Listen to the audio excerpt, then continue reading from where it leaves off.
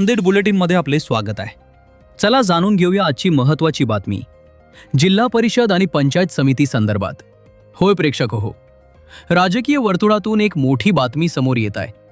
महाराष्ट्र सरकारनं जिल्हा परिषद आणि पंचायत समिती सदस्यांबाबत एक महत्त्वाचा निर्णय घेतलाय।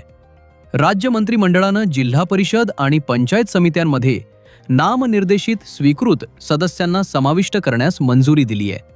सरकारच्या निर्णयानुसार जिल्हा परिषदेत एकूण सदस्य संख्येच्या 10% नामनिर्देशित सदस्य नियुक्त केले जातील, तर पंचायत समितीत एकूण सदस्य संख्येच्या 20% नामनिर्देशित सदस्य ठेवले जातील।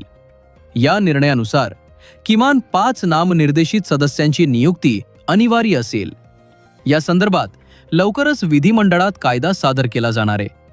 सरकारचे म्हणणे आहे की या निर्णयामुळे निवडणूक लढवू न शकणाऱ्या पण समाजकार्यात सक्रिय असलेल्या कार्यकर्त्यांना संधी मिळेल, त्यांना विकास प्रक्रियेत सहभागी होण्याची संधी उपलब्ध होईल।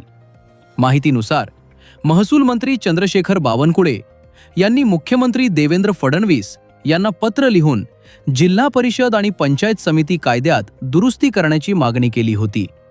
मुख्यमंत्री यांनी सकारात्मक प्रतिसाद देत ग्रामविकास विभागाला कारवाईचे निर्देश दिले होते। त्यानंतर मंत्रिमंडळ बैठकीत हा निर्णय घेण्यात आला।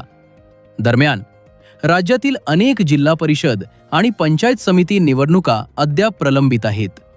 सर्वोच्च न्यायालयानं 50% जास्त आरक्षण असलेल्या स्थानिक स्वराज्य संस्थांच्या निवडणुकांवर स्थगिती दिली आहे। यामुळे राज्यातील 22 जिल्हा परिषद आणि त्या अंतर्गत येणाऱ्या पंचायत समित्यांच्या निवडणुका सध्या रखडल्या आहेत।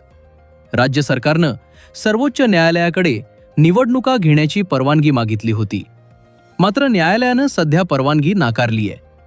हा निर्णय ग्रामीण राजकारणासाठी अत्यंत महत्त्वाचा मानला जात आहे आणि आगामी काळात याचे मोठे परिणाम दिसून येऊ शकतात। ही होती आजची बातमी। ताज्या घडामोडींसाठी आमच्याशी असेच जोडलेले रहा। बातमी आवडली असेल तर माझ्या डिजिटल चॅनल नांदेड बुलेटिनला सबस्क्राईब करा। जय हिंद।